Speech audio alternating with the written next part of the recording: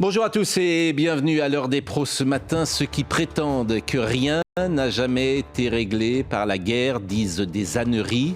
En fait, rien dans l'histoire n'a été réglé autrement que par la guerre. Cette phrase est de Winston Churchill. Le problème avec Churchill est qu'il se trompait rarement. Le monde court-il à la guerre comme les somnambules que furent les acteurs et les observateurs de l'été 1914, dont un historien, Christophe Clark, a tiré un livre qui fait aujourd'hui référence. La thèse principale est qu'il n'y a pas un coupable, mais des co-responsables, d'où le titre du livre, Les somnambules, une marche commune à la guerre. La deuxième thèse est une conséquence, il faut relativiser le poids de l'Allemagne dans l'escalade de l'été 14. En 2013, le livre a passionné les lecteurs parce qu'il proposait un regard différent sur la Première Guerre mondiale. En 2022, nous avons une analyse binaire du conflit russo-ukrainien. L'histoire est toujours plus complexe et la réalité sans doute multiple. Sommes-nous les somnambules du temps présent? Marchons-nous tous collectivement vers la guerre? Voilà une question qui tourmente sans doute beaucoup d'entre nous. Éric Zemmour est avec nous ce matin.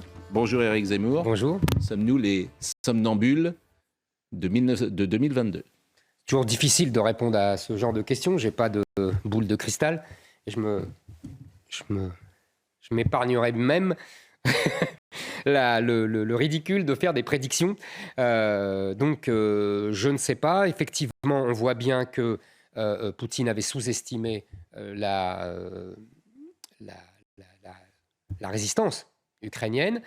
On voit bien que, si vous voulez, il y a deux façons de voir les choses. En fait, pour lui, l'Ukraine, c'est la Russie, c'est la même chose, c'est le même peuple. Et pour les Ukrainiens, manifestement, ils sont en train de forger une identité nationale dans ce combat contre la Russie. Pour eux, ils sont une colonie qui se détache de la Russie, un peu comme notre Algérie. En revanche, pour Poutine, lui se voit comme une espèce de Lincoln qui empêche une guerre de sécession. Et voilà, on a les deux points de vue s'affrontent et ça monte. Et effectivement, la guerre s'enlise. Au fur et à mesure que Poutine s'enlise, il va vouloir monter encore les enchères et la guerre va devenir de plus en plus dure. Vous allez être avec nous durant ce premier quart d'heure. On va parler de trois choses. La séquence La France insoumise, la proposition d'Emmanuel Macron, l'accueil des étrangers dans le monde rural, et puis on parlera également de l'école. Mais il est 9h, Audrey Berthaud. Une réunion extraordinaire entre les ministres des Affaires étrangères européens a eu lieu cette nuit. Josep Borrell, chef de la diplomatie européenne, a affirmé que les 27 examinaient de nouvelles sanctions contre la Russie, qui a une nouvelle fois brandi la menace nucléaire. Il était également question de nouvelles aides militaires pour l'Ukraine. Le verdict du procès du meurtrier de Julien Videlaine est attendu aujourd'hui. Le jeune homme avait été victime d'un crime d'honneur en 2014, tué par le père de sa petite amie. Mardi, le père avait affirmé avoir perdu l'esprit à la vue de sa fille avec un homme nu. Ce matin, l'heure sera aux réquisitions et à la plaidoirie de la défense. Enfin, près de 6 Français sur 10 pensent que fermer la centrale de Fessenheim était une mauvaise décision. C'est le résultat de notre dernier sondage CSA pour CNews. La centrale avait été fermée en 2020 contre l'avis de plusieurs défenseurs du nucléaire. Trois thèmes, je l'ai dit avec vous ce matin, la séquence La France insoumise, Emmanuel Macron qui imagine davantage de migrants à la campagne, et puis on parlera de l'école. Clémentine Autain et Daniel Obono ont reconnu ce mardi lors d'une conférence de presse des parlementaires insoumis à l'Assemblée nationale des tâtonnements dans la gestion des cas de violences sexistes au sein de la France insoumise après la mise en retrait d'Adrien Quatennens. Je vous propose d'écouter Mathilde Panot et vous allez pouvoir réagir à cette séquence. Que celles et ceux qui sont en train de faire les donneurs de leçons et qui ont eu comme ministre M. Abad, M. Darmanin, d'abord nettoient devant leur porte. Je veux dire, cette question-là, elle est sérieuse. Elle ne peut pas être utilisée de manière politicienne sur les uns ou les autres. Et je crois que tous les partis, puisque dans toute la société, il y a des violences sexuelles et sexistes faites contre les femmes, eh bien cette lutte-là, elle traverse l'ensemble des partis. Éric Zemmour, que vous inspire la séquence, la mise en retrait d'Adrien Quatennens, les tweets de Jean-Luc Mélenchon, la séquence, j'ai envie de dire, la France insoumise? D'abord, comme beaucoup de gens, un grand sourire narquois. Vous savez, c'est un peu comme quand on découvre le curé au bordel. On a envie de se moquer de lui, parce qu'il nous a fait la morale, et puis après, on le retrouve dans des circonstances autres. Eh bien, les gens de la France insoumise, c'est la même chose. C'est eux qui ont forgé notre monde d'aujourd'hui. Ce sont eux qui ont fait de la vie privée un sujet éminemment politique. C'est eux qui ont dit cette phrase fondamentalement totalitaire, la vie privée est politique. Et donc maintenant, ça leur saute au visage. Évidemment, ça se retourne contre eux. Mais c'est un vieux classique révolutionnaire. Vous savez, on dit toujours la révolution mange ses enfants. Et bien là, la révolution forgée, la révolution déclenchée par les gens de la France insoumise, cette révolution totalitaire, est en train de manger les enfants de la France insoumise. Vous savez, l'histoire de la Révolution, qu'est-ce que c'est? Vous vous souvenez? Mirabeau, Danton, Robespierre, à chaque fois, il y a plus à gauche, il y a plus révolutionnaire. Et les révolutionnaires d'hier sont considérés comme des traîtres à la Révolution. Et bien là, c'est la même chose. Ils ont déclenché cette révolution. Et bien maintenant, ils sont mangés par cette révolution. Et vous verrez, dans 5 ans, dans 10 ans, il n'y aura plus que des femmes à la France insoumise. Et 5 ans plus tard, il n'y aura plus que des femmes racisées, comme ils disent, c'est-à-dire des femmes noires ou maghrébines. Parce que c'est la révolution. Sandrine Rousseau et Clémentine Autain auront la peau de Jean-Luc Mélenchon. Et son tweet était très intéressant. Tweet de Sandrine Rousseau de Jean-Luc Mélenchon quand il défend son ami Quatennens. Très intéressant, pas pour ce qu'on a dit, mais pour une raison encore fondamentale qui est que ça prouve qu'il ne comprend plus que la révolution est en train de l'avaler. Vous savez, Kundera a une très jolie phrase, il dit « Qu'est-ce que la gauche ? Ce n'est pas une idéologie, ce n'est pas une ambition, un idéal, non, c'est une grande marche. C'est-à-dire il faut marcher. Peu importe vers où on marche, l'important c'est de marcher. » Et bien Jean-Luc Mélenchon, avec son tweet, a montré qu'il ne marchait plus. Et donc, à partir du moment où on ne marche plus à gauche, on est mort. Dans 10 ans, Clémentine Autain dira que Jean-Luc Mélenchon était un homme de droite. Comme aujourd'hui, ils disent que Valls est un homme de droite. Comme moi, même moi, vous savez, Pascal, moi, ce que je dis sur l'immigration, l'assimilation et tout ça, c'était le discours de la gauche jusqu'aux années 50-60. Et puis aujourd'hui, la gauche m'a abandonné, m'a largué. Et donc maintenant, il me traite d'extrême droite. Mais sur le fond, on peut considérer que c'est une bonne chose que M. Quatennens se retire, puisque lui-même admet qu'il a donné une gifle à sa compagne. Moi, si vous voulez, je considère que ces histoires-là sont du domaine privé. Ce ne sont pas du domaine politique. Non, c'est du domaine privé, c'est la loi. S'il a fait ça, c'est mal, donc il doit être puni. Mais et encore faut-il qu'il y ait une plainte. C'est du domaine privé. Ça n'a rien à voir avec la politique. Mais encore une fois, c'est l'éthique d'un responsable politique. C'est l'éthique d'un responsable. Est-ce que quelqu'un qui frappe sa femme peut-il avoir une fonction politique dans la société? C'est une bonne question. Moi, non, c'est pas une bonne question. Ah bon? Non. Oh, excusez-moi. Frapper sa femme, c'est mal. Mais c'est la justice qui doit punir ce genre d'acte. S'il y a plainte. Mais il y a une éthique quand même d'un homme politique. Non. Parce que vous êtes rentré dans leur système. Vous considérez que ce qui se passe dans la vie privée relève de la politique. Vous avez été contaminé vous-même, Pascal Praud. Mais voyez, ils ont réussi. Même pour quelqu'un comme vous, vous considérez que ce qui se passe dans le domaine privé a une conséquence sur le plan politique. Non. Ça, c'est une conception totalitaire de l'histoire. C'est-à-dire qu'on va surveiller les gens, en disant... J'ai envie de connaître un tribunal révolutionnaire, d'ailleurs. Leur comité, des violences, etc. C'est quoi? C'est un tribunal révolutionnaire. Et Sandrine Rousseau, elle accuse, comme sous la Révolution, comme sous la Terreur en 1793, elle accuse les uns et les autres. Maintenant, c'est Julien Bayou, etc. Mais j'ai envie de dire, c'est bien fait pour eux. Vous voyez? C'est la Révolution qui mange ses enfants. Bon, les violences sexistes, elles existent à droite ou à gauche. De toute façon, Damien Abad a été soupçonné et il est présumé innocent, comme toujours, mais il est sorti du système. Comprenez bien. Parce qu'il y a une exigence d'éthique sur ceux qui nous gouvernent, pas que sur ceux qui nous gouvernent, d'ailleurs, sur ceux, c'est vrai pour un chanteur. Il y a un comédien, par exemple, qui est dans une affaire de violence sexiste, il est sorti du système. Encore une fois, Pascal, cela relève du domaine privé et de la justice. Le public, ce que je veux vous dire, c'est que le public n'accepte pas ça. Le public n'accepte pas. Quand il apprend ces infos-là, il n'accepte pas. Le public a été endoctriné par cette propagande. Le public, il ne sort pas de tout seul. Le public, il y a 30 ans, il n'aurait pas parlé, il n'aurait pas raisonné comme ça. Donc il y a une machine de propagande. Mais d'ailleurs, c'est pour ça que je parlais dans mon discours de la rentrée d'université d'été de grand endoctrinement. Deuxième sujet, si vous le voulez bien, parce que le temps nous presse, c'est Emmanuel Macron et, si j'ose dire, les migrants à la campagne. Il a dévoilé jeudi les contours du futur projet de loi sur l'immigration qui doit être présenté début 2023 et parmi les mesures possibles, envoyer des réfugiés à la campagne. Alors, vous avez réagi dans un tweet. Macron ne nie plus l'existence du grand remplacement. Il l'assume et il l'aime. Il veut l'organiser avec enthousiasme. Bon, vous êtes servi d'une phrase peut-être pour tirer une interprétation que je pense le président n'imaginait peut-être pas. Moi, je pense qu'aussi. Moi, vous savez, je trouve qu'il y a une espèce de... Chacun trouve son vocabulaire. Moi, j'appelle ça le grand remplacement. Jean-Luc Mélenchon, puisqu'on en parlait, appelle ça la créolisation. Et Emmanuel Macron a trouvé, lui, son mot, c'est la transition démographique. Qu'est-ce que ça veut dire, transition démographique ? Ça veut dire qu'on est en transit d'une situation, c'est-à-dire le peuple français, blanc, de culture chrétienne, de culture gréco-romaine, etc., à un autre peuple. Transition démographique. Les mots ont un sens. Ça s'appelle le grand remplacement.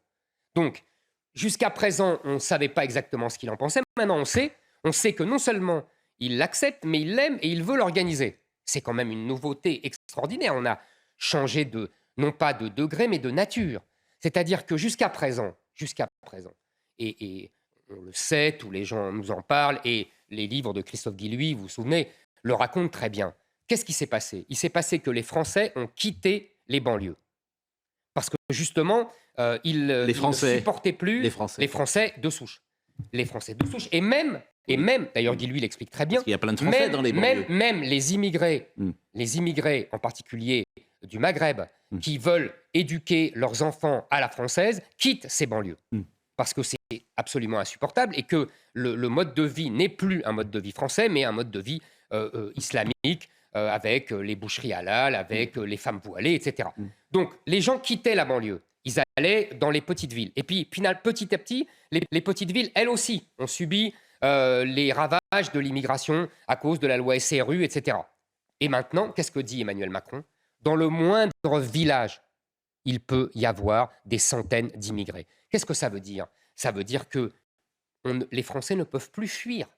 Ils doivent changer de pays maintenant pour fuir les ravages de l'immigration et de l'islamisation du pays. C'est ça que nous dit Emmanuel Macron. C'est gravissime.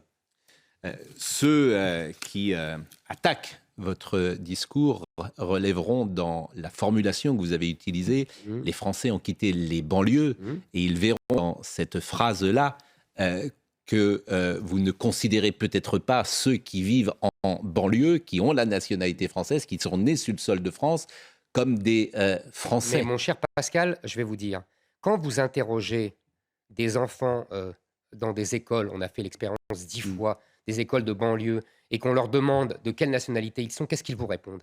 Ils vous répondent algériens, marocains, sénégalais. Peu vous répondent français. Moi, simplement, j'écoute ce que disent ces gens. Et quand ils estiment qu'ils sont français, quand ils éduquent leurs enfants à la française, ils sont français pour moi, comme pour tout le monde. Après, on se sent français ou on ne se sent pas français. Et il y a beaucoup de gens dans ces banlieues qui ne se sentent pas français et qui ne sont pas encouragés à se sentir français puisqu'on ne vit plus à les françaises. Et que donc ce sont des territoires qui ne sont plus en France en vérité, qui sont pris par la civilisation islamique.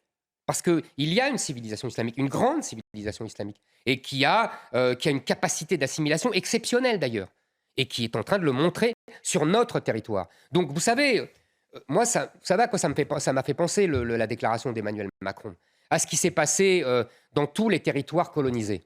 C'est-à-dire que dans tous les territoires colonisés, que ce soit au temps de la Rome antique ou de l'Algérie au XIXe siècle, qu'est-ce qu'on faisait ? On donnait des terres prises aux indigènes aux colonisateurs, aux colons, comme on disait. C'est exactement ce que fait Emmanuel Macron. Il donne des terres, il va construire des habitations, il va donner de l'argent à des gens qui viennent de l'étranger. Ça s'appelle une colonisation. Pourquoi ces terres ont été désertées ? Mais parce qu'il n'y a plus rien, parce qu'il n'y a plus de travail, il y a eu des désindustrialisations et des délocalisations, parce qu'il n'y a plus de services publics, parce qu'il n'y a plus rien, les gens sont partis à cause de ça. Moi, pendant la présidentielle, j'avais proposé exactement le chemin inverse de celui d'Emmanuel Macron. C'est-à-dire que j'avais dit, on arrête toute entrée, et on arrête la loi SRU, qui oblige à faire du logement social et donc à mettre des immigrés partout, et on expulse tous les gens qui n'ont absolument rien à voir ici. Délinquants, clandestins, chômeurs, etc. En fait, il y a une différence. Emmanuel Macron veut répartir, moi, je veux repartir. Et ce n'est pas la même chose. Bon, c'est souvent une discussion qu'on a eue ensemble sur la généralisation. Il y a évidemment dans les banlieues des Français d'origine étrangère qui se sentent bien sûr. Mais d'ailleurs, je vous dis, bien sûr. qui lui explique ça très bien, ils s'en vont. Ils s'en vont. Bon, dernière chose, parce que le temps presse, bien évidemment, je voulais parler de l'école. Et alors là, surprise. J'ai lu Le Figaro littéraire la semaine dernière et je suis tombé sur un papier de Pierre Nora, une interview de Pierre Nora, grand intellectuel, Absolument. plutôt placé à gauche. Bien sûr. Et que ne fut-elle pas ma surprise? Voilà ce qu'écrit Pierre Nora dans ce livre, Une étrange obstination. Il dit « J'ai voulu respirer le parfum d'une époque aujourd'hui terminée et qui a été l'une des plus fécondes sur le plan intellectuel. Il est clair que l'on passe d'un type de culture à un autre, lequel paraît aujourd'hui à des gens de nos générations comme une forme d'inculture. Il dit notre culture classique était un mélange de 3 éléments, tradition d'humanisme, littérature, histoire, fort lien civique. Ces 3 éléments, dit-il, sont atteints, c'est certain.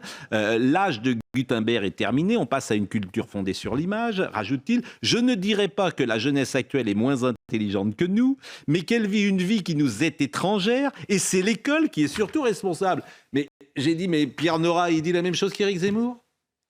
C'est exactement ce que je vous ai dit tout à l'heure, vous savez, sur la gauche.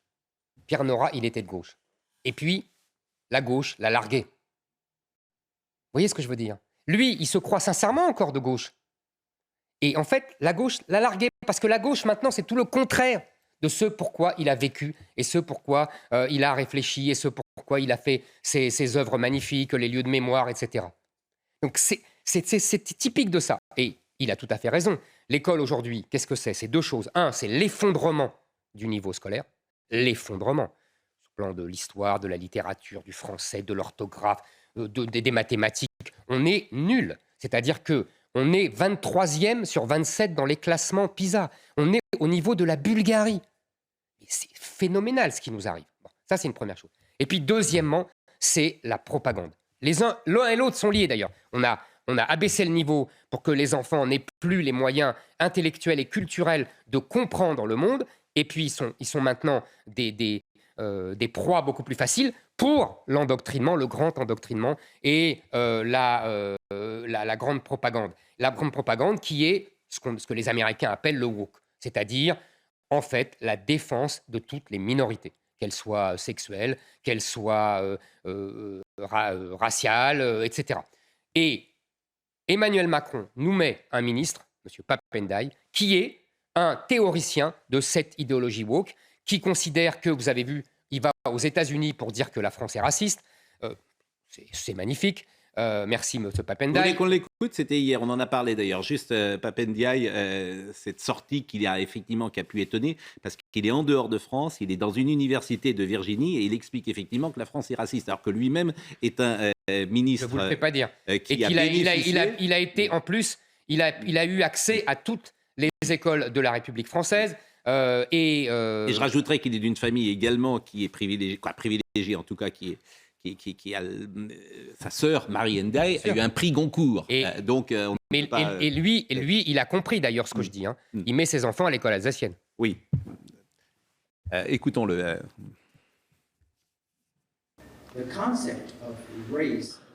Le concept de race, comme vous le savez, est encore très sensible en France. Nous sommes actuellement dans un contexte politique où les organisations d'extrême droite sont puissantes, comme aux États-Unis d'ailleurs. Et il est difficile d'aborder les questions ethno-raciales de manière nuancée et complexe. L'organisation d'extrême droite, c'est vous. Oui, mais c'est ce que je vous disais. Le discours, lui, pour la gauche républicaine du 19e siècle jusqu'aux années 60, est un raciste, ou en tout cas un racialiste, parce qu'il parle de race. La France est universaliste. Elle méconnaît et elle ignore superbement les races. Donc ce monsieur tient un discours qui relève les races. C'est un discours au minimum racialiste.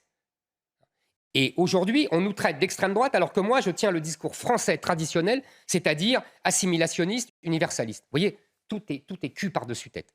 Donc, ce qu'on a proposé avec mon parti Reconquête, on a organisé ce qu'on appelle les parents vigilants, c'est-à-dire un système avec les gens qui nous signalent tout ce qui les scandalise, tout ce qui les choque à l'école. Et on a déjà des listes et des listes d'événements.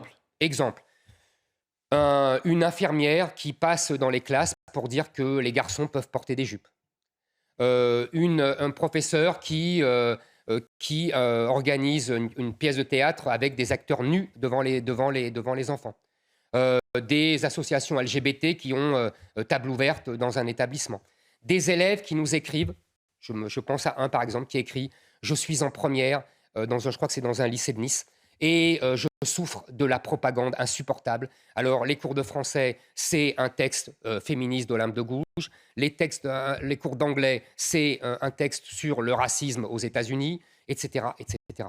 Et on en a comme ça des dizaines et des dizaines. On a déjà notre mouvement Les Parents Vigilants, c'est plus de 20 000 personnes. Donc, je pense que nous allons maintenant harceler les établissements, parce que c'est absolument scandaleux de faire tout cela. Et donc, nous devons maintenant le dire publiquement et le faire remonter à la surface. Mais que les enfants soient prévenus ou alertés que tout le monde n'a pas la même vie sexuelle, que tout le monde n'a pas le même modèle, que ça développe une forme de tolérance pour ceux qui peuvent être différents, que nous puissions tous vivre ensemble avec des opinions, des sexualités, des regards différents. Peut-être est-ce une bonne chose. Pascal, est-ce qu'on vous a appris ça à l'école ?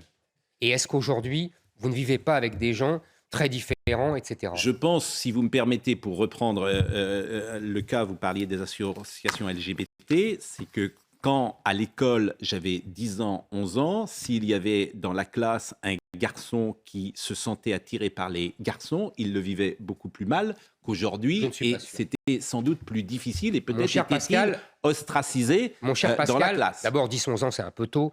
Bah, c'est là l'orientation sexuelle, c'est là qu'elle se déclare généralement. Vous êtes précoce, moi j'étais moins précoce que vous.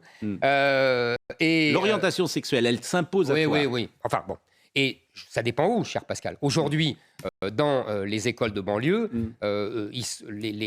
les gens, comme vous dites, les jeunes homosexuels se font plutôt casser la figure, beaucoup plus que dans nos écoles de notre temps. Excusez-moi. Non, mais je parlais de la tolérance, juste. Il vous reste 30 secondes. Sur la tolérance aujourd'hui, que peuvent peut-être je pense que l'école écouter ces minorités actives. L'école n'a pas à faire de la propagande, même pour des bonnes raisons.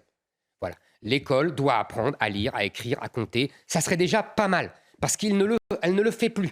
Donc, il faut reprendre les mérites, reprendre le rôle fondamental de l'école, revaloriser le mérite. Et vous avez vu, j'ai vu Papendiaï, le premier discours qu'il fait, il dit « Mon premier objectif, c'est le bonheur à l'école et la lutte contre les inégalités sociales. » Non. L'objectif, c'est le retour de l'excellence, du mérite à l'école. Eh bien, merci. Merci d'être intervenu sur ces 3 sujets. Je dois dire, parce que hier, j'ai cité le conte parodique de Madame Pannier-Runacher. Et effectivement, ensuite, j'ai immédiatement rectifié. Mais bien sûr, les propos que j'ai fait tenir à Madame Pannier-Runacher, pardonnez-moi, était évidemment inexact. C'était un conte parodique. On se fait surprendre parfois par les contes parodiques, mais parfois c'est mal. Et je suis évidemment responsable de cela. Immédiatement, 1 minute après, j'avais déjà rectifié, mais il est bon de le redire, parce que quand on fait une erreur, il faut tout simplement le dire. Merci Éric Zemmour. Merci à vous. Merci, et on va poursuivre cette émission avec Olivier d'Artigol, avec Gérard Garrérou, avec Philippe Guibert et avec Alain Jakubowicz. On va peut-être d'ailleurs commenter ce que vous avez dit, et on recevra en fin d'émission également Robert Ménard. À tout de suite. Salut mon Pascal.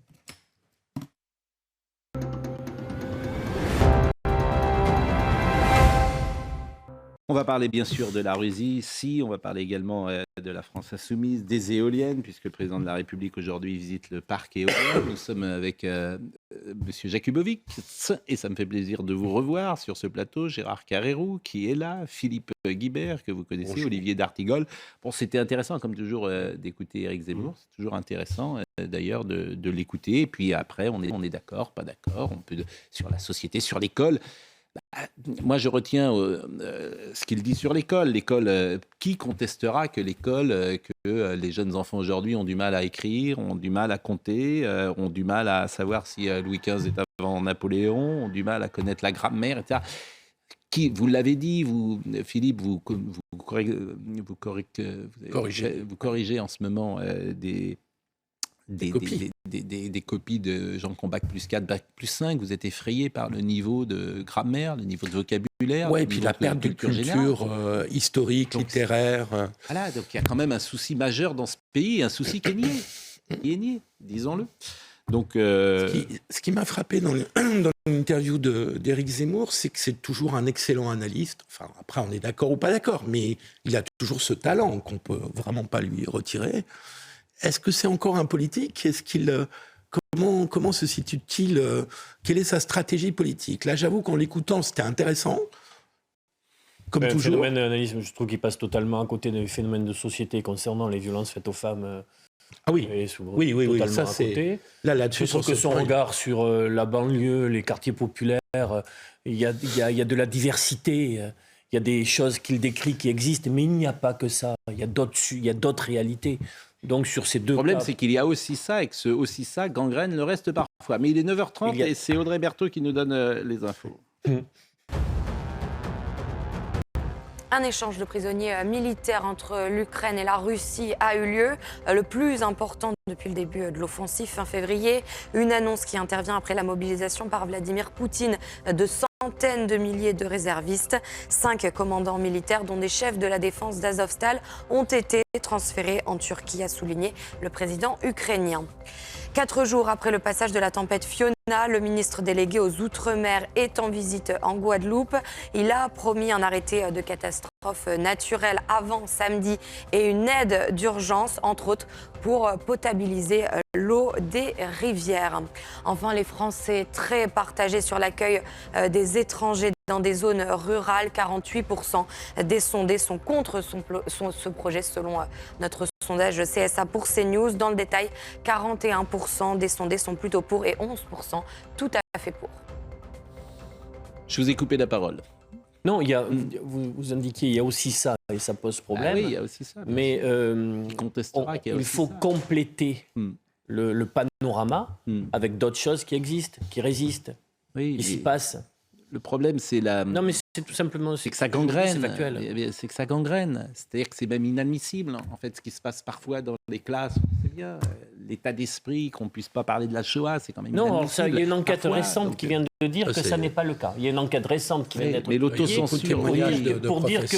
Pour dire qu'il y a des témoignages. Mais là-dessus, je ne vous dis pas que ça n'existe pas. Je ne vous dis pas que c'est un vrai problème, l'autocensure. Pas. Mais bien sûr. Je vous dis que cette année scolaire encore, de très nombreux profs, et majoritairement, enseigneront la Shoah dans leur classe. Oui, bien sûr, mais il y a des... Dites-vous-le encore. Écoutez, désespéré. Il n'y a plus de juifs à Sarcelles. Qu'est-ce que vous voulez que je vous dise ? Il n'y en a plus, ils sont partis. Est-ce qu'on peut se dire les deux choses ? Mais non, mais c'est ce que donc, je dis. Donc si vous ne voyez que... Ils ont dû quitter Sarcelles. Donc vous êtes dans l'idée que ce que je vous dis concernant les profs d'histoire dont j'ai été, ça n'existe plus. Il n'y a plus de profs d'histoire qui enseignent la Shoah. Je vous dis qu'effectivement, nous sommes dans une société qui il y a beaucoup de soucis. Les professeurs d'histoire qui font un travail remarquable sur ce sujet, souvent dans la difficulté, il faut le souligner. C'est un sujet que je connais bien sûr, et c'est vrai qu'il faut saluer ces professeurs qui sont courageux et parfois contre l'institution, mais qui font un travail pédagogique qui est absolument extraordinaire. On ne le dira jamais assez. Et je crois qu'il faut, effectivement, quand on a l'occasion de le dire, il faut le faire. Mais c'est souvent des initiatives personnelles. Ouais. Ils sont parfois à côté du programme et ils sont engagés, non pas militants, mais engagés parce qu'ils savent qu'il y a des enjeux qui sont majeurs. Olivier, la dernière fois que vous êtes rentré dans une classe pour enseigner l'histoire, c'était quand ? Pascal, j'avais 38 ans, j'en ai 52. Et oui. Et je reste il y a 14 ans, vous seriez peut-être vous-même le premier surpris. Et je reste en contact avec mes collègues. Oui. Et j'ai autour de moi des adolescents qui sont dans les établissements. Et Olivier, c'est très ségrégé.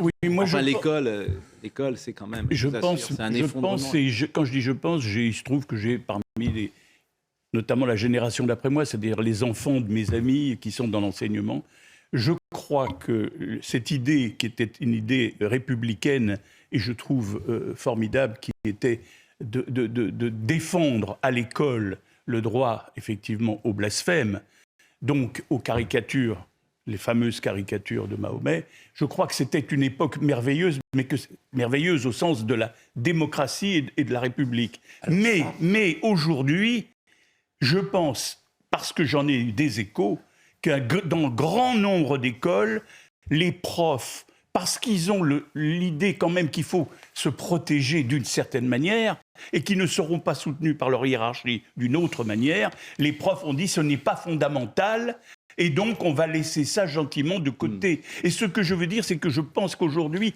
une minorité seulement, malheureusement, une minorité de nos professeurs se risquera à aborder ces sujets. La Shoah aussi. Bon, les minorités actives qu'a soulevé Éric Zemmour, c'est un vrai sujet aussi. C'est-à-dire que nous sommes sous le joug dans nos sociétés démocratiques des minorités actives qui font peser effectivement et les parents derrière qui relaient les parfois sur certains sujets et qui rendent les choses. Mais on a parfois besoin aussi de minorités actives parce que le mouvement MeToo, qui a des effets pervers, mais quand même qui a eu quelques mérites aussi de montrer aussi la violence des hommes souvent en position de pouvoir. Il faut pas. C'est là où j'ai trouvé Éric Zemmour. Quand Galilée dit et pourtant elle tourne, il est très minoritaire.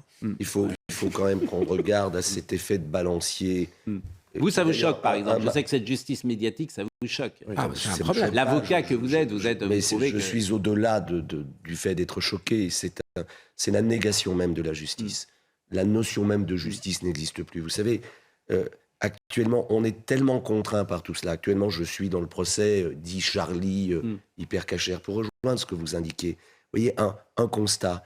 Les victimes de l'hypercachère, ceux qui ont pu survivre, eh bien, ils ne sont pas au procès. Pourquoi ? Ils ont quitté la France. Vous vous rendez compte ce que ça signifie ? Ils n'ont plus confiance pour eux, pour leurs enfants. Ils l'ont dit, on a vu les vidéos. Ils ont quitté la France. Ils sont partis leur pays, ils sont partis en le Israël. pays où ils sont nés, le pays où ils ont été éduqués, le pays où ils se sont mariés. Ils sont partis en Israël ? Ils sont partis parce qu'ils n'ont. Ils sont partis en Israël. Absolument. Oui. Pour la plupart, et notamment les dames. Mais les Juifs de France vivent une situation très particulière. Beaucoup de Juifs. Pour accéder, je me permets de le dire sur ce plateau, parce que je crois que c'est un élément important par rapport à notre justice. L'un des principes fondamentaux de la justice, c'est la publicité des débats. Tous les citoyens doivent accéder à la justice. Dans le procès Barbie, je l'ai souvent dit, c'était merveilleux. Des milliers de gens sont devenus contemporains de cette époque parce qu'ils sont venus au procès. Aujourd'hui, on n'accède plus aux salles d'audience. Il faut des badges, il faut des ceci, il faut des cela. Moi, avocat, avec mon badge au palais de justice, je ne peux pas accéder à certaines zones par des mesures de sécurité. Et ça, pour moi, ça me désole. Non pas parce que la sécurité est quelque chose d'important, mais d'une certaine façon, les salauds ont gagné. Et c'est ça que je déplore, parce qu'ils conditionnent notre vie. Aujourd'hui, on est conditionné par ces mesures de sécurité, et moi, ça me terrifie. Comment faire autrement ? Je n'ai pas la solution. Alain Jakubovic. Mais je constate qu'aujourd'hui, la justice n'est plus publique à cause de cela. Alain Jakubovic, vous dites ils sont partis parce qu'ils n'ont plus confiance en la justice. Ça, c'est votre interprétation. Non, je n'ai pas dit en la justice. Ils n'ont plus confiance simplement dans ce pays où ils sont en danger. Oui, les Juifs de France sont en danger parfois dans ce pays, et c'est pourquoi ils s'en vont. Je n'ai pas dit en la justice. Quand on a vécu l'électrochoc que ces gens ont vécu de cette prise d'otage avec cet homme, cette Kalachnikov, qui ont vu des gens qui venaient acheter leur pain de mie se faire massacrer à coups de Kalachnikov. Qu'est-ce que vous voulez dire à ces gens ? Rien à dire. Bien sûr. Bon, voilà en tout cas ce qu'on pouvait dire sur cette intervention. Évidemment, l'actualité la plus forte aujourd'hui, ça reste la Russie, le rapport de force nucléaire, bluff, pas bluff. C'est discuté, beaucoup discuté ces dernières heures dans toutes les antennes. Et au fond, personne n'a la réponse à cette question. Je voulais simplement qu'on voit le sujet de Solène Boulan sur le rapport de force nucléaire qu'il existe entre la Russie et les autres nations. Depuis la fin de la guerre froide, les États-Unis et la Russie ont respectivement réduit leur arsenal nucléaire. Selon l'Association pour le contrôle des armements, la Russie disposerait de 6 257 missiles nucléaires contre 5 550 pour les États-Unis. La France, première puissance nucléaire européenne, en compterait 290, un peu plus que les 225 missiles britanniques. Toutes ces nations possèdent aussi des sous-marins lanceurs de missiles nucléaires qui sillonnent l'océan et qui servent à dissuader l'ennemi. Sur le plan militaire, les États-Unis dominent avec plus d'1,4 million de soldats et près de 450 000 réservistes. Une flotte aérienne colossale, 13 000 appareils de combat et de transport, plus de 6 600 tanks et 1 300 lance-missiles. La Russie, elle, compterait 850 000 hommes, alors que Vladimir Poutine promet une mobilisation partielle des Russes en âge de combattre, soit 300 000 hommes supplémentaires. L'armée russe, c'est aussi 12 000 tanks, 3 400 lanceurs de missiles et plus de 4 000 aéronefs. 7e du classement, bien après la Chine et l'Inde, la France dispose de 200 000 soldats pour 35 000 réservistes. Au Royaume-Uni, 194 000 soldats sont mobilisables et 37 000 réservistes. Je ne sais pas si vous étiez là au début de l'émission, j'ai cité le livre Les Somnambules, que Dominique Jamais, hier, citait sur ce plateau. Et Les Somnambules, c'est un bouquin qui est sorti il y a une dizaine d'années, qui propose une analyse différente de la guerre de 14. C'est-à-dire que la thèse principale, c'est de dire qu'il n'y a pas que l'Allemagne qui est responsable. Bon, aujourd'hui, on a une analyse binaire. La Russie méchante, l'Ukraine gentille. Bon. Évidemment, il n'y a sans doute pas que cela. Et l'analyse des somnambules, c'est dire que tout le monde est co-responsable et tout le monde va globalement tous vers la guerre. D'où les mots les somnambules, tous ensemble. À cette question, je vous la pose. Oui, moi je redoute par exemple, et ça a changé un peu ce matin, peut-être sur CNews, grâce aux interventions que j'ai entendues d'Henri Guénaud d'un côté et de Pierre Lelouch, qui est un député qui a été l'ancien conseiller diplomatique de Jacques Chirac. Tous les deux ont été un peu en rupture avec ce concert que j'entends depuis 48 heures, qui est un peu le concert de cette espèce d'alliance mortelle entre l'émotion cultivée largement, l'émotion de la guerre, d'une part, et ce que j'appellerais les faucons, c'est-à-dire une vision jusqu'au boutiste de la guerre. C'est-à-dire, maintenant, il faut y aller. En gros, c'est ça qu'on entend. Maintenant, les Russes sont affaiblis, alors il faut y aller. Il faut aller jusqu'au bout. Et on a M. Biden et M. Zelensky qui sont en pointe. Mais il n'y a pas que. Il y a aussi Mme Ursula von der Leyen et les autorités de la communauté européenne qui vont dans ce sens. C'est-à-dire, allons-y maintenant. Et ça, c'est extrêmement dangereux, au point même que j'ai cru comprendre dans le langage du président de la République que lui-même, qui avait eu depuis 6 mois une attitude relativement mesurée sur cette affaire, est en train, pas autant que ceux que je viens de dénoncer, qui sont des extrémistes, mais lui est quelque part un petit peu, la petite musique est en train d'entrer dans son discours. Et dans cette dernière déclaration, quand il a parlé notamment de l'impérialisme, de nouvel esclavage, etc., il est un peu rentré dans ce concert. L'un des problèmes dans le commentaire du conflit, c'est que bien évidemment, il y a un agresseur et un agressé. Mais dès qu'un commentateur fait une analyse un peu plus complexe, notamment en rappelant les accords de Minsk, en rappelant la pression sur l'élargissement de l'OTAN, ce que font d'anciens hauts diplomates en essayant de rappeler cette histoire-là. Ils se font quand même... même si l'agresseur, comme en 14, l'agresseur, c'est de la même manière, l'agresseur, c'est la Russie, c'est clair, et l'agressé, c'est l'Ukraine. Bien sûr, quand on rappelle que Vladimir Poutine fait le récit de ce qu'il est en train de faire depuis des années, et que l'exercice diplomatique consiste à réfléchir ce que l'autre pense. Mais on peut apparaître pour des pro-Poutine quand on dit ça. Donc le débat médiatique, j'ai envie de dire intellectuel sur ces sujets, il est difficile parce qu'on se retrouve sur une ligne de crête. Bon, est-ce que nous allons vers la guerre, les somnambules? Vous l'avez lu peut-être ce livre? J'en ai lu l'introduction, parce que c'est un livre qui a marqué effectivement l'histoire. Qui avait été donné d'ailleurs à Vladimir Poutine, qui avait été donné à Angela Merkel. Qui reprend des titres d'écrivains des années qui ont suivi la Première Guerre mondiale. Qui a inspiré Guénaud d'ailleurs. Et qui a inspiré Henri Guénaud dans son papier du Figaro. La vraie question, c'est est-ce qu'on peut... Papier effectivement remarquable du printemps. C'est un point de discussion. Est-ce que si on veut amener tout le monde à la table de négociation, il y a eu des tentatives, y compris turques, qui ne sont pas allées très loin parce qu'à un moment donné, où la Russie ou l'Ukraine, selon les moments du conflit, ne voulaient pas vraiment négocier. Donc, est-ce que les Américains et Ukrainiens n'ont pas eu raison de dire on va renforcer le rapport de force et enfoncer le front russe, et là, on pourra négocier. Je vous interromps parce que je sais que le président de la République est à Saint-Nazaire, il va voir le parc éolien. J'ai l'habitude de dire que les éoliennes sont globalement une horreur. Elles sont une horreur pour les yeux, pour les oreilles, elles abîment le paysage, elles attaquent la biodiversité, elles ne fonctionnent que 25% du temps, elles ont une faible productivité, elles sont soutenues à coups de subventions européennes et de lobby industriel. Mais Franck Louvrier, qui est le maire de La Baule, dit que c'est un moindre mal, si j'ai bien compris. Bonjour Franck Louvrier, j'interromps notre petite discussion parce que vous êtes avec le président de la République, vous êtes sur le bateau. je crois, qui va vous emmener voir ces éoliennes que j'ai vues durant tout l'été et que je trouve globalement assez laides, si vous me permettez, dans votre beau paysage baulois. Oui, tout à fait. Le président de la République va venir nous rejoindre. En fin de compte, si vous voulez, comme je le dis souvent, c'est un mal nécessaire.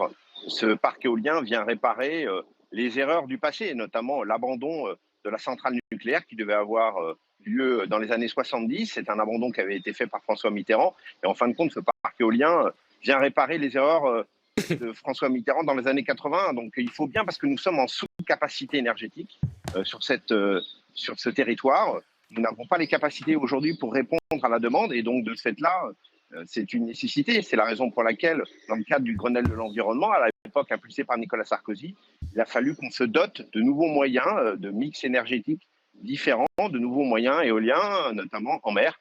C'est la raison de ce parc. Bon, vous êtes où là, Franck? Je crois reconnaître le pont de Saint-Nazaire derrière vous. Exactement, je suis à Saint-Nazaire sur le bateau qui attend l'arrivée du président de la République, qui arrive juste de New York, de l'Assemblée générale de l'ONU, et qui passe par l'Ouest, du même coup qui s'arrête ici, et qui repartira, j'imagine, cet après-midi à Paris. Donc vous allez être ensemble sur ce bateau, et vous allez aller au plus près voir ce parc des éoliennes. Oui, alors c'est sûr qu'on va avoir la vue de la mer et pas la vue de la terre. La vue de la terre est différente, comme vous le disiez à juste titre, ça a pollué quand même largement nos côtes. Mais malheureusement, je le dis souvent, c'est un mal nécessaire. Bon, il y aura 15 000 éoliennes qui vont être installées, paraît-il, en France. Les pales ne sont pas recyclables. Les matériaux viennent de Chine. On a investi 9 milliards. L'immense majorité des ruraux n'en veulent pas puisque leurs maisons perdent de leur valeur. Bref, il y a peu de points positifs, sauf l'idéologie qui nous conduit à avoir ces éoliennes. Et paraît-il qu'il y a un comité d'accueil qui attend... Quand même. Bon, oui, quoi, c'est 25%, ça fonctionne à 25% du temps. En mer, bon. Je pense qu'en mer. Bon, mais il y a un comité d'accueil, paraît-il, pour le président de la République, parce qu'il y a beaucoup d'habitants de votre belle presqu'île qui ne sont pas très heureux de ces éoliennes. Non, j'ai pas vu de comité d'accueil. Non, ce qu'il faut comprendre, c'est que ce parc éolien va produire 20% de l'énergie de la Loire-Atlantique. Et de ce fait-là, c'est une nécessité.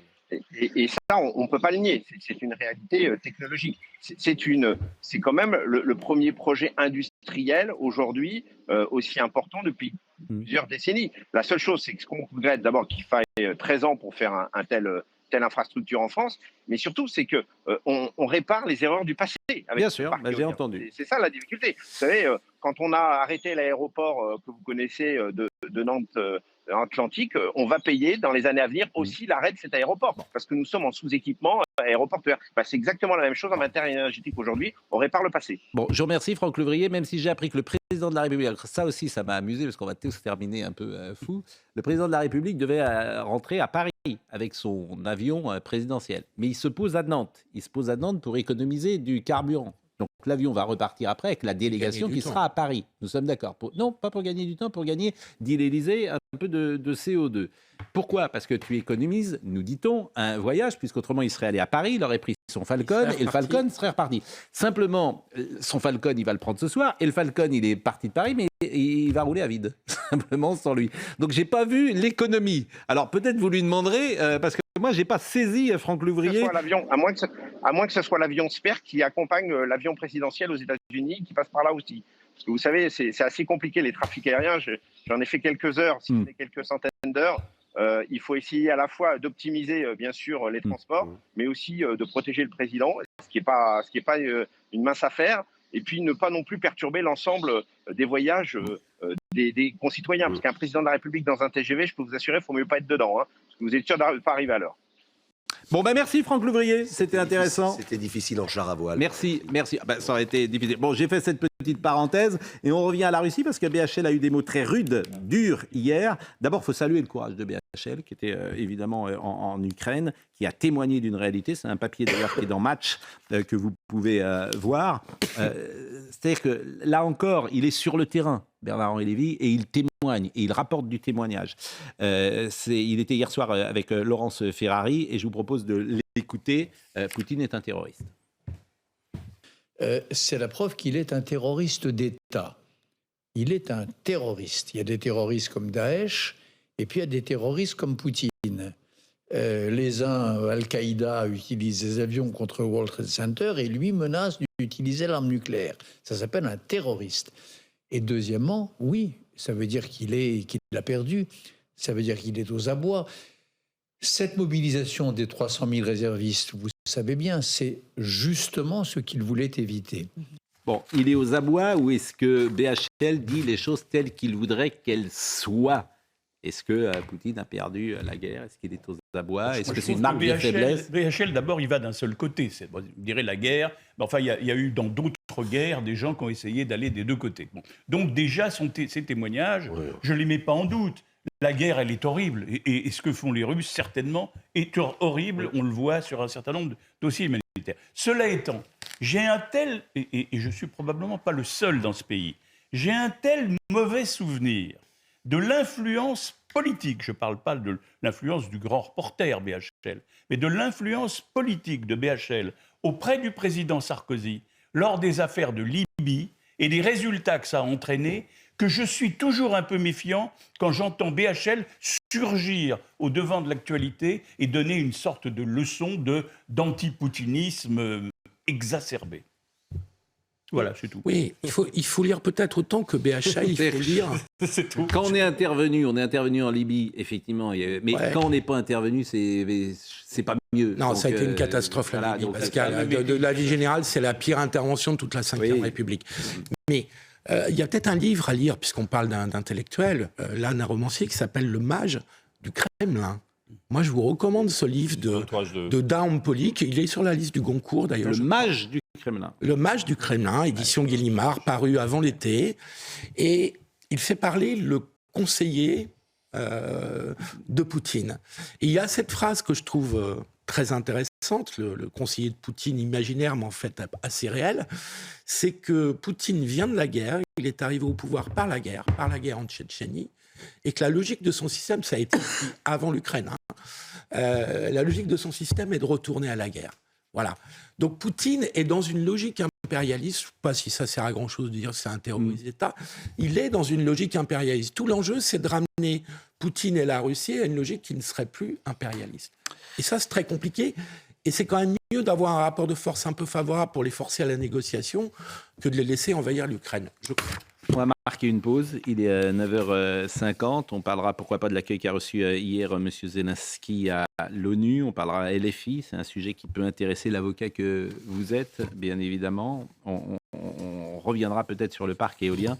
À tout de suite et on sera avec Robert Ménard dans une seconde.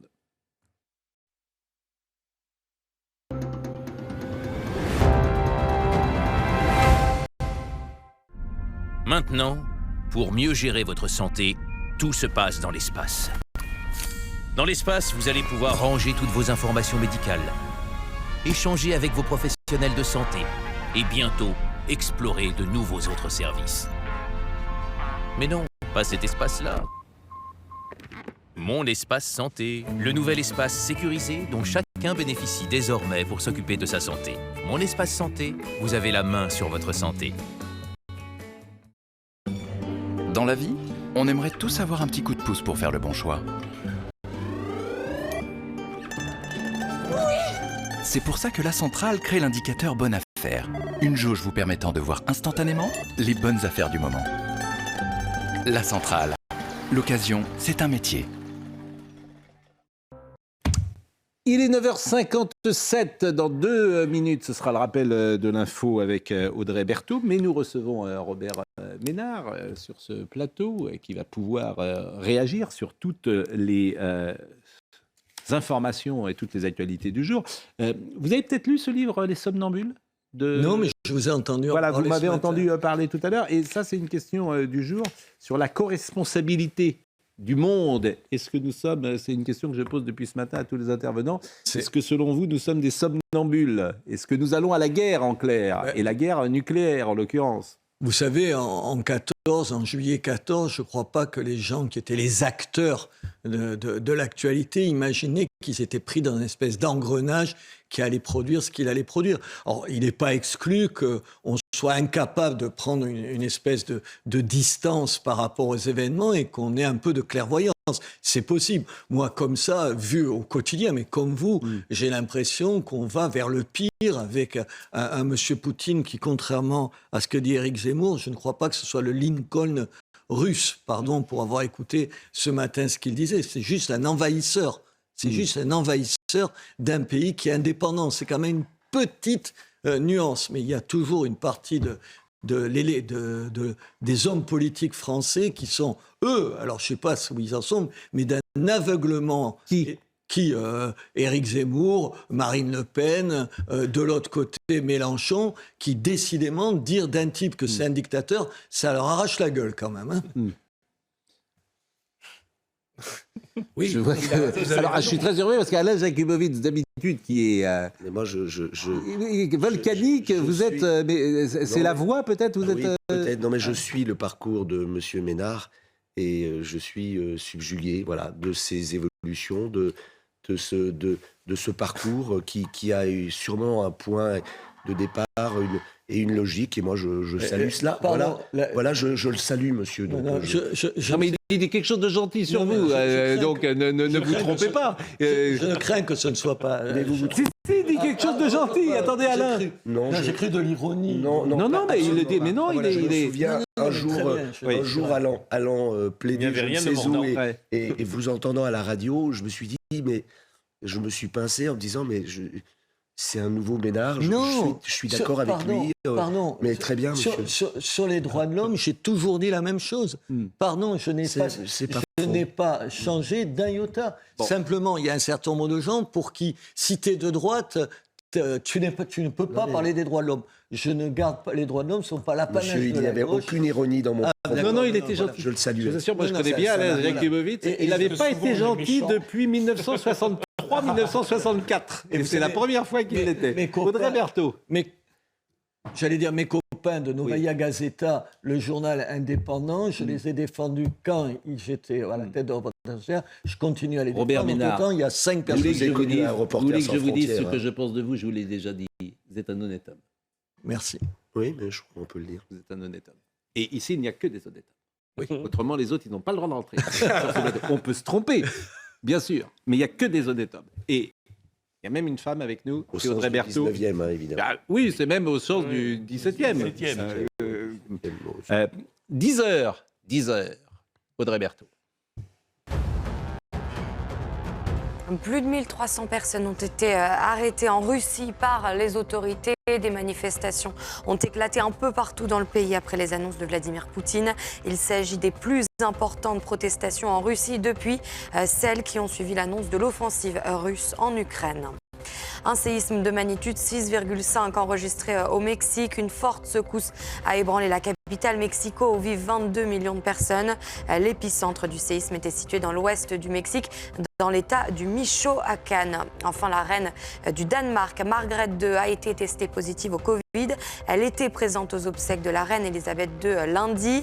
La souveraine âgée de 82 ans, triplement vaccinée, avait déjà eu le Covid en février. Le palais a précisé dans un communiqué que les activités de la reine cette semaine ont été annulées, sans plus de précision pour le moment sur son état de santé.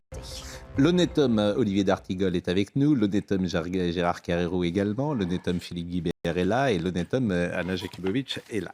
Bon, il y a un sujet qui m'intéresse sur la Russie qu'on n'a pas parlé et dont on n'a pas parlé, et ça, est-ce que ça peut avoir des conséquences? C'est les manifestations russes qui existent. Ça, je voudrais savoir si ça peut déboucher sur quelque chose. Vous voyez le sujet de Thomas Chama. Qu'importe le nombre de flashs de journalistes, les arrestations de manifestants s'enchaînent. Quelques heures à peine après l'annonce de la conscription pour l'offensive en Ukraine, les Russes scandent leur mécontentement dans les rues des plus grandes villes du pays. Selon l'ONG OVD Info, plus de 1300 personnes auraient été interpellées hier dans les 38 villes où ont eu lieu des manifestations improvisées. Je manifeste car je suis contre ce qu'on appelle l'opération spéciale. Nous n'avons pas peur, nous avons seulement la haine contre le régime en place. Il s'attaque à la vie de nos enfants, je n'ai plus peur de rien. La chose qui a la plus de valeur pour moi, c'est la vie de mes enfants.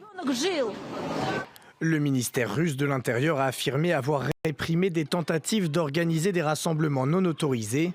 Les personnes interpellées, la plupart sans ménagement, ont été conduites, toujours selon le ministère, dans les unités de police territoriale pour une enquête et des poursuites judiciaires. Est-ce que ça, c'est révélateur? Est-ce que ça peut changer quelque chose? Courage, en tout cas. Oui, Beaucoup de courage. Il faut se rappeler que quand Poutine ouvre le conflit, il parle de dénazification. Et ce terme, ça a une symbolique très forte pour le peuple russe depuis la guerre patriotique. Il savait très bien qu'il appuyait sur quelque chose qui pouvait créer une cohérence.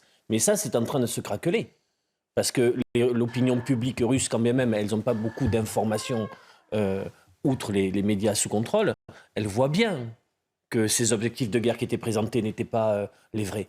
Et il y a un vrai mouvement dans la société civile russe d'opposition à la politique Poutine, d'opposition à ce conflit. Maintenant, à quel niveau et il y a les effets des sanctions économiques qui commencent à se faire sentir. Alain Jakubowicz. Oui, moi j'aimerais que ça soit large, mais je crains malheureusement, vu le nombre de Russes et comment ils sont... Moi, ce que je veux relever, c'est le rôle des femmes. Là, c'est pas un hasard, hein, c'est 2 femmes qu'on entend. Le rôle des mères, des épouses, le courage de ces femmes des 2 côtés. Parce que ce qui m'avait, moi, interpellé justement du côté ukrainien au début, c'était le courage incroyable de ces femmes. Et sans doute, espérons-le, que la sagesse peut-être viendra de ce côté-là. Le rôle des femmes est absolument essentiel. Et les femmes iraniennes. Et le courage des femmes iraniennes. Et là, alors c'est pas parce que je vais dans l'air du temps, c'est vraiment pas mon genre là-dessus, mais vraiment l'importance de la parole et du courage de ces femmes est extraordinaire et qui est historique. J'ai commis récemment un ouvrage sur le témoignage des femmes au procès Barbie. Vraiment, le rôle des femmes dans ces périodes importantes de la vie de l'humanité, en réalité, est absolument essentiel. Oui, moi je vais redire la même chose que vous, avec une petite pointe plus polémique. D'abord, quel courage, vous le disiez. Il faut s'amuser à manifester. C'est pas manifester à Paris, non. Il faut juste rappeler aux gens qu'entre manifester à Paris, entre, je sais pas quoi, la nation et Bastille et la nation, c'est quand même assurer aucun risque, quand même. Là, tu sais jamais comment la soirée... Il y a des black box. Non, mais c'est important. Ça, c'est Monopost. Non, mais il a raison. Non, mais ça va, non. Il faut pas confondre tout. Attendez. Non, je parle de Moscou, là. Oui, voilà. Je veux dire, c'est le courage des gens. Souligner, vous avez raison de le dire, sur l'Iran, c'est la même chose.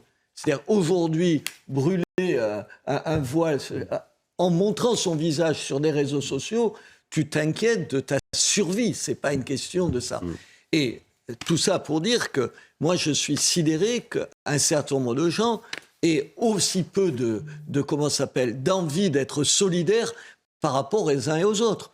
Je veux dire, par rapport à nos féministes parisiennes, enfin, c'est le service minimum syndical par rapport aux Iraniennes qui risquent leur vie en ce moment. Enfin, vous lisez, on retweet vaguement ou on retweet pas. Madame Schiappa qui quand même saute au plafond chaque fois qu'il y a un homme qui lui parle sur un ton où elle peut dire « Ah, mais c'est parce que je suis une femme que vous osez me parler comme ça ». Elle a fait quoi sur les Iraniennes? Elle a dit quoi? On en a parlé ici. Pardon de ne pas savoir. Moi, non, mais c'est vrai, mais voilà. Vous avez parfaitement raison. Il y a des indignations sélectives et puis il y a des bonnes victimes et des mauvaises victimes comme des bons coupables et des mauvais coupables. On ne cesse de le dire depuis 3 ans, 4 ans, 5 ans. C'est insupportable. Oui, cette espèce de schizophrénie, d'être incapable de dénoncer dans tous les cas. Hier, j'arrive du Liban.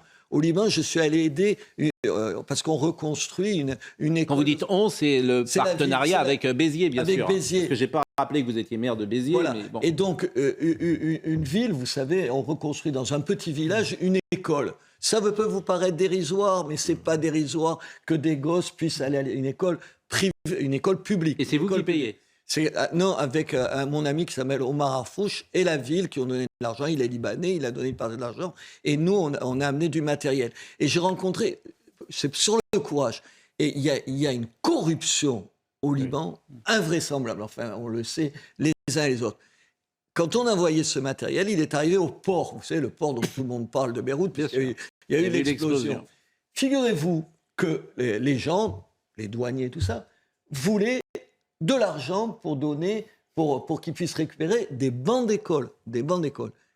Les parents, ils ont pris sur eux. Ils sont allés eux-mêmes avec leur camion chercher les bancs d'école dans le port. Je vous garantis que tous ces gestes, c'est pas tout à fait rien.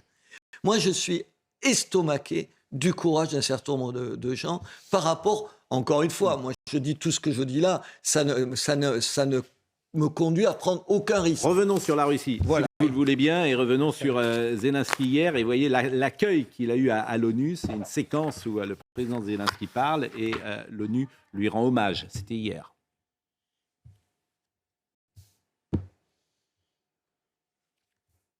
This is the foundation for restoring global security.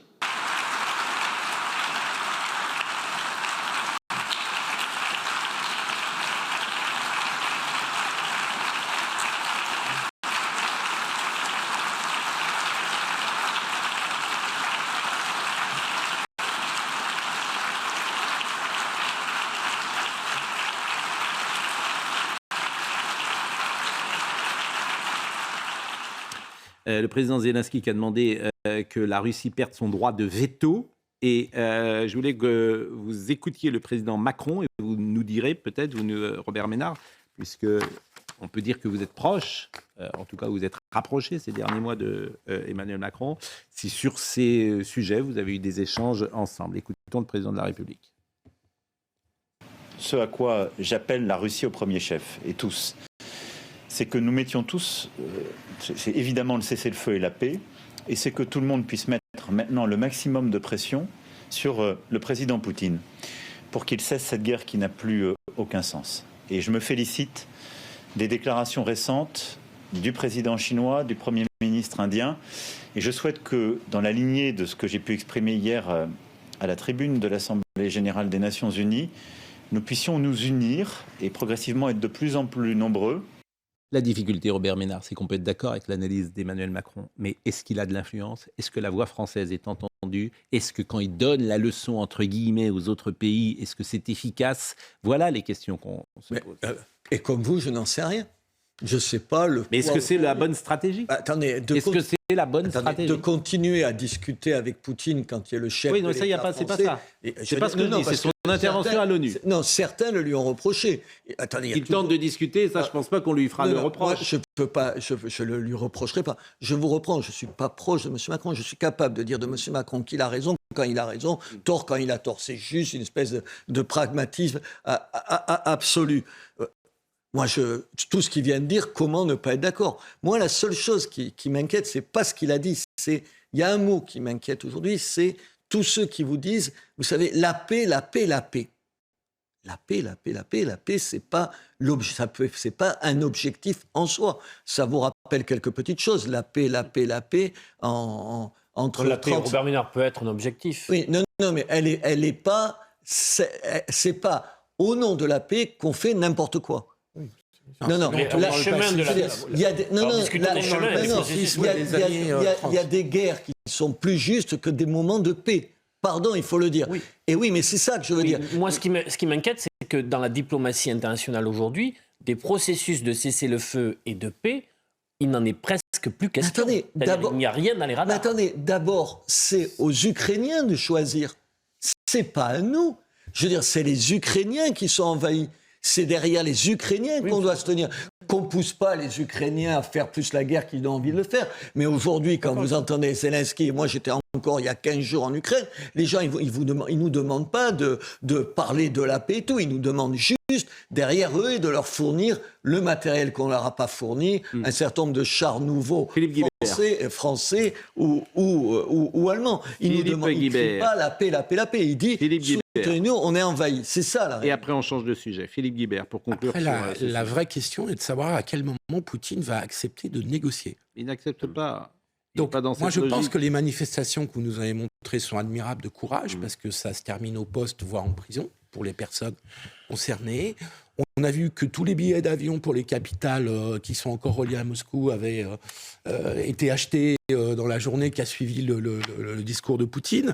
On a vu aussi que les roquettes Google commencent à casser le bras, étaient en tête des roquettes Google en Russie, ce qui prouve que les gens n'ont pas envie d'aller mourir forcément pour le Donbass. Donc, est-ce qu'on est dans un moment où on peut forcer Poutine à la négociation parce qu'il est assez affaibli. Parce qu'on ne pourra pas négocier à leur place. Si Poutine ne veut pas négocier, on ne pourra pas négocier. Attends, est-ce que je peux juste un mot et... Non, à ceux qui nous disent, les sanctions ne servent à rien, parce que c'est la paix les sanctions. Attendez, si les sanctions ne servaient à rien, mais on ne dit pas ça. Quoi ? On ne dit pas les sanctions ne servent à rien, on dit que nous-mêmes sommes les premières victimes parfois des sanctions qui sont prises, ce qui est un peu différent. Non, il y a, pardon, il y a une partie des gens qui dit ça. Et en plus, la Russie n'a jamais été aussi riche. Qui vous disent, oui, la preuve, et qui disent, pardon, que oui, certains, que les sanctions ne sont pas une bonne réponse. Si elles étaient aussi inutiles que ça, je vous garantis qu'il n'en serait pas là. Bon. L'actualité judiciaire, nous avons parlé du meurtre de Julien Videlaine.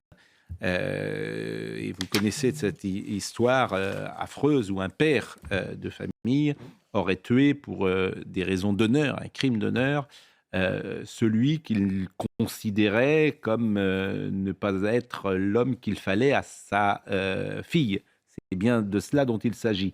La fille de l'accusé, d'ailleurs, Muhittin Ulug, on en a parlé lundi ou mardi, s'est présentée hier comme la seule responsable de la mort de son petit ami Julien Videlaine en 2014 à Nogent-sur-Oise, au 3e jour du procès aux assises de son père qui est jugé pour ce meurtre. Tout ce qui s'est passé, c'est de ma faute. La fille a regretté mercredi soir avoir enfin les règles de sa famille franco-kurde en cachant sa relation amoureuse. Voilà ce qu'elle a dit quand même. C'est ça qui est terrible. Je crois que Noémie Schulz est avec nous. Noémie, vous êtes là, Noémie? Le réquisitoire vient d'avoir lieu et c'est un réquisitoire de 30 ans qui a été prononcé par le procureur.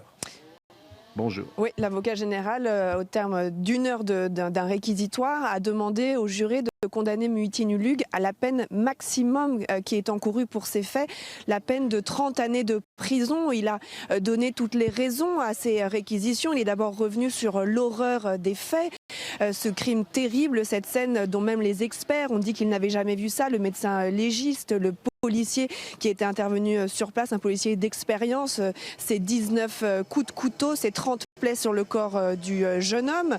Il est revenu bien sûr sur la fuite de Muhittin Ulug, qui juste après les faits était parti en Turquie et qui pendant 4 ans a tenté d'échapper à la justice.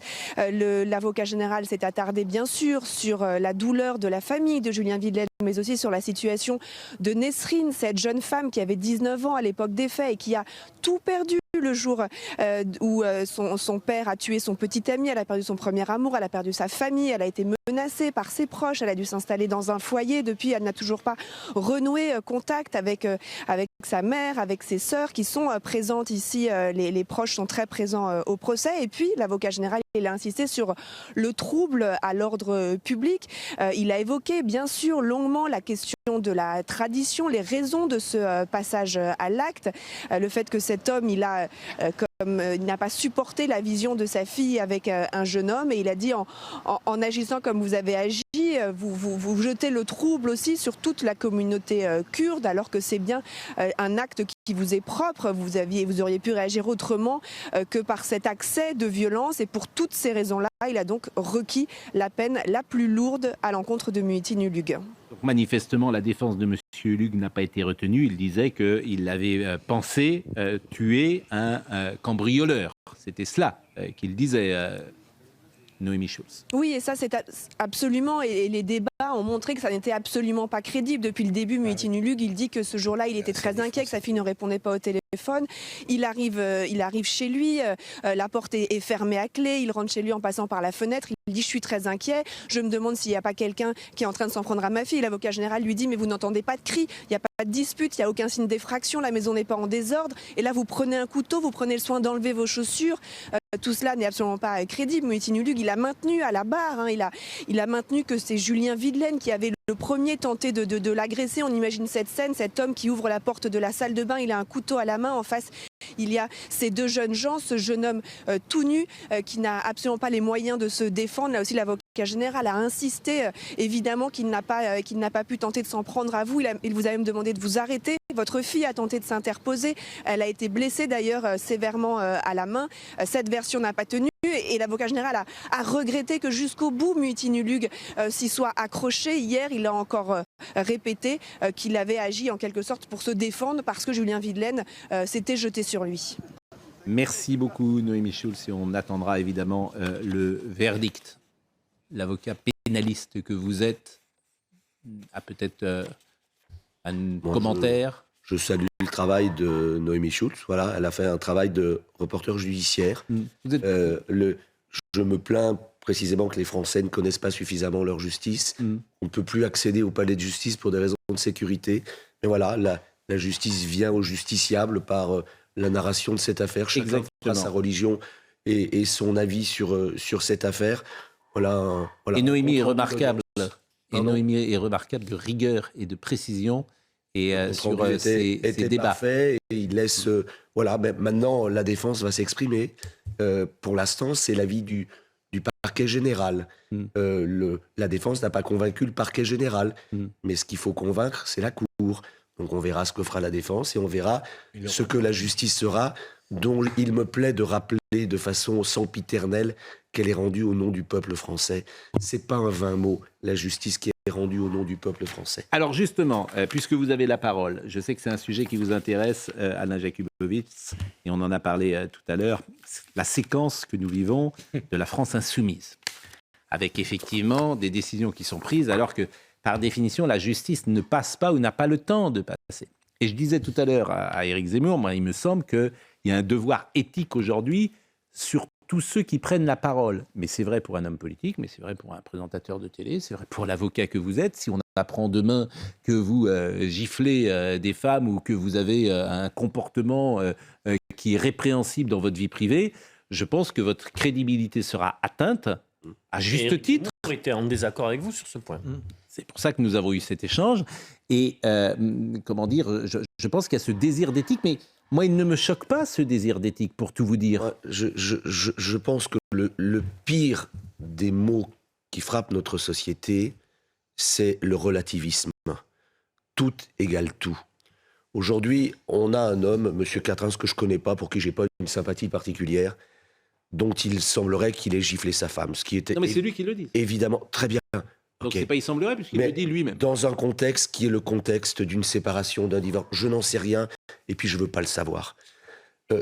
Égal, violeur, violence sexuelle, les choses les plus outrancières, pardon, je le dirai, je sais que je vais être critiqué par cela, je n'ai jamais levé la main ni sur ma femme, ni sur une femme. Mais je dis d'expérience comme avocat que cela, hélas, peut se produire. Et ça ne fait pas de celui qui, en une occurrence, dans des circonstances qui sont terribles, qui sont celles du déchirement des couples, des choses qui peuvent commettre un acte qui est insupportable, que celui qui va le commettre va être le premier à regretter. Et ensuite, on voit des couples qui reprennent leur vie et qui arrivent à se pardonner. En faire des exemples tels que c'est fait avec des commissions d'enquête privées, avec des sanctions, avec cette situation de Madame Rousseau qui vient balancer son compagnon au parti, monsieur, chef de son parti. Sur une femme qui est venue dire qu'elle aurait vu, c'est insupportable. Et d'abord, c'est la négation de la justice, c'est la négation de l'état de droit, c'est des milices privées, c'est la délation. C'est qu'aujourd'hui, il n'y a pas un homme aujourd'hui, vous m'interpelliez, oui, j'en sais rien. Moi, je veux vous dire, je peux vous dire la main sur le cœur que non. Mais qui peut dire aujourd'hui, qui est à l'abri de cela ? Eh bien, cette insécurité judiciaire, cette insécurité sociale, ces excès dans les conséquences que cela occasionne, c'est tout simplement insupportable. Ces gens qui aujourd'hui sont à la tête de l'État, qui ont un groupe politique extrêmement important, qui viennent faire leur petite cuisine, leur petite justice, dans leur petite commission, simplement parce qu'on a entendu que c'est insupportable. Et moi, en tant qu'auxiliaire de justice, je suis un auxiliaire de justice. Moi, j'aime la justice, j'aime l'état de droit. Eh bien, c'est la négation même de la justice et de l'état de droit. Je ne vous ai pas coupé. Pardon, je vous prie. Non, parce que je ne vous ai pas coupé, parce que je pense que beaucoup de gens peuvent adhérer à ce que vous avez dit. Et en même temps, on est sur une ligne de crête. Robert Ménard et Philippe Guibert. Oui, moi je partage tout à fait ce que vous avez dit, maître. Je trouve que c'est en plus courageux. Et vous l'avez bien dit. De le dire quand même. C'est votre talent oratoire. Vous le dites très très bien. Je crois que tout à l'heure, Éric Zemmour avait raison de dire que, en gros, c'est l'arroseur arrosé quand même. Oui, mais l'éthique. Non, je vais venir à ça. Je pense qu'il a raison là-dessus, de dire que c'est des gens, vous le dites, je veux dire, qui font qui jettent en pâture la vie privée de leurs propres camarades quand même. C'est une folie. Et qu'il faut attendre, il faut le dire, il faut attendre la décision de justice. On ne peut pas... Parfois, c'est précis. Non, mais attendez, ça c'est une chose. Où je ne suis pas d'accord avec Éric, et j'arrive là-dessus, il n'empêche qu'aujourd'hui, on ne peut pas se contenter de ça. Aujourd'hui, effectivement, moi je ne connais aucun des acteurs, je les connais comme vous, je les vois à la télé, pas plus, et je n'ai pas leurs idées. Mais je trouve en même temps qu'il faut être prudent par rapport à eux, donc je n'irai pas jeter de l'huile sur le feu et tout. Je me garderai bien, je ne suis pas dans leur couple et tout ça. Honnêtement, vu de l'extérieur, c'est tellement facile de dire un certain nombre de choses. Mais où Éric a tort, c'est qu'aujourd'hui, oui, le public, il est en demande, en gros, de politique exemplaire. J'ai cité un comédien, Alain Jakubowicz, je ne vais pas dire son nom là, mais un comédien qui est retiré aujourd'hui depuis l'automne dernier, parce qu'il est accusé par une femme de viol ou de violence en tout cas, et sa carrière s'est arrêtée. Encore une fois, non, mais de violence sexuelle, sa carrière s'est arrêtée. Le viol, c'est pas une gifle qui a été donnée dans un moment. C'est ça qu'il faut. Mais c'est ce tout égal tout. Non, mais vous n'avez pas compris ce que je veux dire. Vous n'avez pas compris ce que je veux dire. Cet acteur qui est accusé de violence sexuelle par un témoignage d'une femme. Aujourd'hui, la justice n'est pas passée et sa carrière s'est arrêtée. C'est-à-dire que même d'autres femmes ont dit « je ne veux plus tourner avec lui », des producteurs ont arrêté, des séries de télévision dans lesquelles il était engagé se sont arrêtées.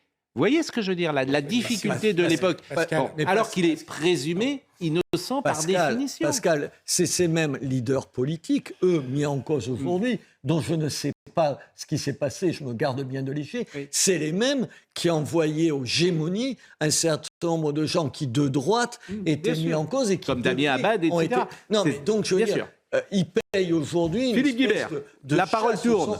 La parole tourne. Philippe Guibert. L'exemple que vous citez du comédien est intéressant, mais en même temps, si on prend l'exemple de PPDA, voire de Nicolas Hulot, aujourd'hui, il y a des choses qui sortent sur PPDA ça ne l'a pas empêché. Vous ne pouvez rien dire sur Nicolas Hulot, je suis désolé, pardon, il y a absolument rien que les choses soient clairement dites, et je le dis ici, pas de façon très neutre, puisque je suis avec Jacqueline Lafont, son avocat, mais voilà, il y a un classement sans suite, point, terminé, rideau. On arrête avec ça. On arrête. Mais le classement sans suite est lié à la prescription des... Et alors, c'est l'application de l'état de droit. Venir dire que parce qu'il y a prescription, cela signifie que les faits auraient été commis. Est-ce que vous avez vu Non, c'est pas insupportable. Ça m'intéresse un point de droit sur la prescription, ce qui vient d'être dit sur la sérialité concernant PPDA, c'est-à-dire une jurisprudence qui existe, qui fait que si c'est la même personne, le même mode opératoire et le même profil de victime, la prescription peut tomber et les faits peuvent être poursuivis. Non, la prescription, elle ne peut pas tomber. Pardon, dans un état de droit, la prescription, c'est la prescription. Bon. Mais j'entends ce que vous dites, mais c'est là qu'on est sur une ligne de crête, c'est-à-dire que pour un personnage public, on ne va pas citer de nom, je vous propose de ne pas citer de nom, mais on va raisonner en théorie. Ouais. Si vous avez un témoignage, ce n'est pas la même chose que si vous avez 40 témoignages. Bien sûr. Et si vous avez 40 témoignages qui disent la même chose sur une personnalité publique, cette personnalité publique a du mal à continuer, à continuer sa vie publique. Distinguons, si vous voulez bien, la justice de l'élément moral, effectivement, qui peut conduire effectivement une personne de son propre chef à partir du moment où il sera visé de façon réitérée à se retirer de la vie publique. Non, mais il se retire parce qu'il n'a pas le choix. Il se retire parce qu'il n'a pas le choix. Nicolas Hulot, il a dit « moi je me retire » parce qu'il ne peut plus aller nulle part. C'est-à-dire que s'il fait une intervention quelque part, vous avez des manifestations qui sont là. Il ne peut plus aller nulle part. Et donc, attends, Philippe Guibert. Mais là où je vous rejoins, c'est le courage que vous avez de souligner que tout ne vaut pas tout. Mais ça, et qu'un homme qui a donné une baffe à son épouse, c'est très critiquable et c'est évidemment répréhensible, mais que ça n'en fait pas forcément un homme violent. Ça, c'est une enquête qui doit être... il l'est à l'instant T. Il est l'instant. Après, les gens sont ce qu'ils font. Hein. Est-ce que pour autant, il va passer au viol de sa femme? Et lui-même avait dit dans une intervention, les gens qui sont morts, ils ont fait parfois des... Ils ont fait parfois, j'ai pas terminé ma phrase, des mains courantes, ils ont fait parfois des mains courantes, ils ont parfois déposé des plaintes, sous-entendu, on aurait pu arrêter le processus. Lui-même avait dit ça il y a 3-4 ans. Donc c'est l'arroseur arrosé, convenez-en. Mais Philippe Guibert. Mais qu'il y ait une enquête sur ce qu'il a fait, ça me paraît tout à fait normal. Je veux dire simplement qu'on ne peut pas, à l'avance, préjuger tant que cette enquête n'a pas été faite. Ce qui rejoint le problème de Sandrine Rousseau, où là, je trouve que Laurence Rossignol a eu la meilleure formule, c'est du bal-trap, ce qu'elle fait. Oui, mais Laurence Rossignol, pardonnez-moi, je l'ai dit hier, je le redis là, et c'est pas défendre Nicolas Hulot que de dire ça. Sur le plateau d'Élise Lucet, après le reportage consacré à Nicolas Hulot, elle était présente sur ce plateau pour précisément faire du bal-trap avec Nicolas Hulot. Je peux pas dire au contraire, et je ne dis pas cela, je ne suis pas le défenseur de Nicolas Hulot en disant ça. C'est qu'elle-même a 2 poids 2 mesures. Non, mais donc, aujourd'hui, je suis pas intervenu. Je parle sous le contrôle de Alain Jacquet. Juste un mot. Oui, juste un mot parce que là, c'est fini. Notre émission aujourd'hui, il y a la justice, avec un grand J, que représente effectivement Maître Jakubowicz, qui a ses faiblesses. Mais il y a la justice. Et on a maintenant 2 justices parallèles. On a la justice médiatique. Non, il n'y en a qu'une. Oui. On a la justice médiatique. dont on juge déjà sur la foi de ça, et on a la justice des partis politiques. C'est beaucoup plus grave. Alors maintenant, les gens vont se dire, mais alors, à quelle justice ? Où est la justice ? Non, c'est terrible, parce que notre émission est terminée. Pour te relever de mise en cause personnelle, même si après il s'avère qu'il n'y a rien, c'est terrible, parce que je ne sais pas comment tu en sors. Je ne sais pas. On n'a pas trouvé le bon équilibre, en fait. Non, mais entre l'impunité des puissants et puis le fait que le justice, elle est symbolisée par la balance. Oui. D'accord. Le problème, c'est que la balance, elle est déséquilibrée. Et dans notre état de droit, dans notre démocratie, on compense un excès par un autre excès qui parfois est pire que le premier excès. Merci en tout cas. Maître, on y participe dans les médias aussi, mais nous aussi. Vous savez que la justice... En tout cas, merci pour cet échange que j'ai trouvé de qualité. Si vous me permettez ce commentaire personnel. Et comme il est 10h29, c'est Audrey Berthaud.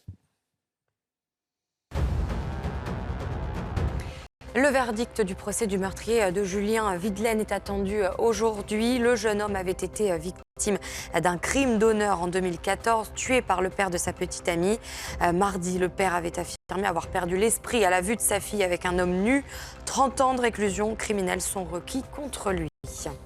L'indemnisation des pompiers volontaires sera augmentée, une hausse réclamée par les soldats du feu, particulièrement sollicitée cet été sur les incendies de forêt. L'indemnisation de base va augmenter d'environ 3,5% et entrera en vigueur en octobre. Au 31 décembre 2020, on dénombrait en France 197 000 pompiers volontaires. Enfin, en Iran, les manifestations se multiplient après le décès d'une jeune femme de 22 ans arrêtée par la police des mœurs. À la tribune de l'ONU hier, le président des États-Unis, Joe Biden, s'est dit solidaire des femmes courageuses d'Iran. Le décès de la jeune femme a suscité une vague de colère en Iran depuis plusieurs jours.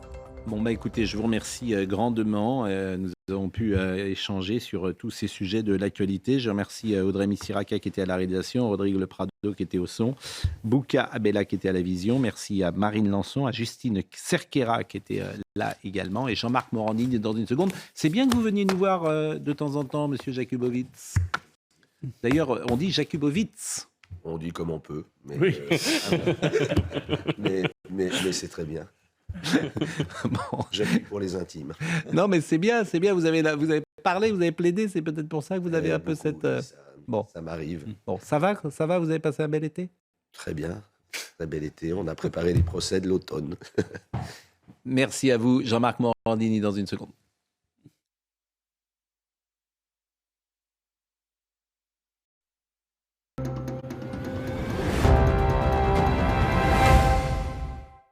Voici la nouvelle Skoda Fabia. Visuel flatteur, route déserte, tout est parfait. Mais vous ne conduirez jamais dans ces conditions. Non, la vôtre roulera dans la vraie vie. Avec à bord un ado et ses goûts musicaux très discutables. Ou un mari qui partit chercher le pain est revenu avec tout le centre commercial. Elle vous permettra de voir tous les spécimens qui peuplent la route et de rouler bien plus détendu. Nouvelle Skoda Fabia. Découvrez-la à partir de 159 € par mois seulement.